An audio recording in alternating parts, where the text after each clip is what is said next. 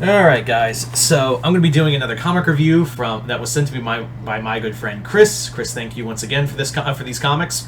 And today we're going to be talking about The Switch, Electrica. So The Switch, Electrica was a independent book that was written by, Keith Champagne and Tom Nagayan. So this is an independent book where we follow a woman named Jennifer who is a supervillain named Electrica. And Electrica is part of a group called Murder's Row. And the story starts out with them killing this New York superhero who's also the mayor of New York, the Switch.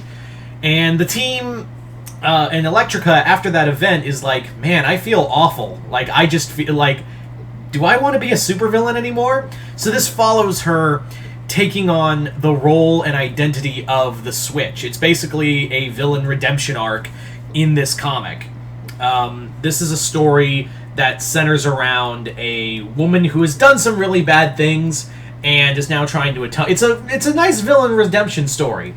So this comic, I don't like. The thing is like it's fun, but also I don't know where the parody starts and when it becomes a superhero book, because I feel like it has trouble like figuring that out. I feel like at some points it feels like it's struggling to figure out its footing, because like one of the villains who work for Murder's Row is Vladimir Putin.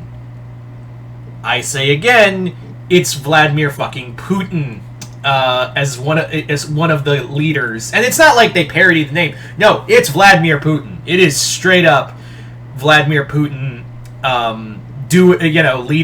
Being a member of this group. And on the superhero side, the Brigade, one of the members is the ghost of Ronald Reagan.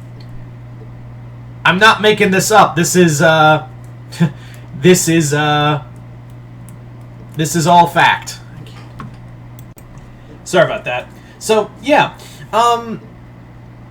this comics, the artwork I'd show you, but it is a little risque. So yeah. And again, going back to what I was saying is that sometimes I don't know when this comic wants to like be serious or be funny, that's kind of the problem. Like, because it's such whiplash between the two.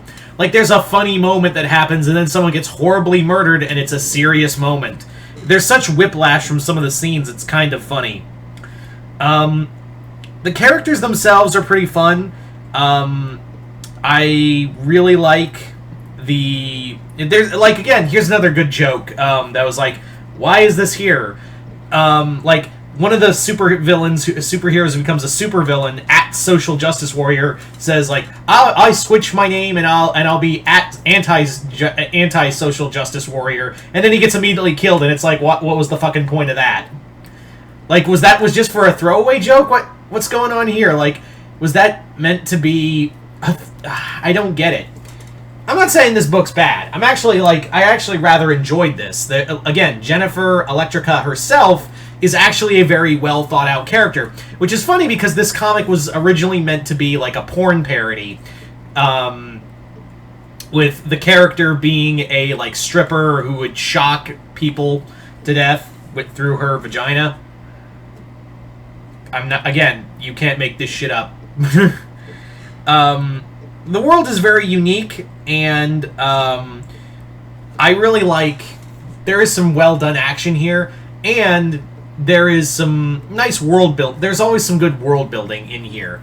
I rather enjoyed the progression for her, but it's also interesting of like, how were you able to hide this for so long? And there's some plot, and I understand there was meant to be a volume 2. I don't know if they've brought out volume 2 yet. This is the first volume. I'm wondering if they'll ever go around, because the Switch had a sidekick that Electrica spared, and they don't bring that up. They do bring up the other heroes she's encountered, but yeah, that's kind of, and there were other few lingering plot threads with some of the villains. All in all, it's a pretty decent book. It's just like a little unbalanced in terms of like what kind of story are you trying to tell here, is what I'm saying. But I still recommend this. I think it's a lot of fun. So, once again, Chris, I know you're watching this, so thank you again for this book. And, yeah. Hope you all enjoyed this. I'm Mr. Multiverse. I'll see you next time in the multiverse. Oh, I'm sorry. I wanted to put this back on for real quick because like there was another thing I forgot in here. There is I don't know how they get away with this because like and maybe it's like a public domain thing, but again, like going back to the ghost of Ronald Reagan and Vladimir Putin, I'm like, okay, that's weird. But then they have a villain in here named Crom, who is I bet you, and I guarantee you actually, is a direct reference to the god Conan the Barbarian worships. So again, I'm wondering, like, who's in charge of legality in this book? Or did no one, like, check this out? I don't know. So, I just thought I'd, like, throw that out there, because there was, like, is his name, like, maybe it's, like, misspelled the wrong way or something. Nope. It's straight up Crom. Yep. I just thought I'd throw that out here because I was like, how are they not getting sued in this book? But yeah, just thought I'd throw that out here. I just thought that was a fun, something I just wanted to mention. But anyway, once again, hope you all enjoyed this. I'm Mr. Multiverse. I'll see you next time in the Multiverse.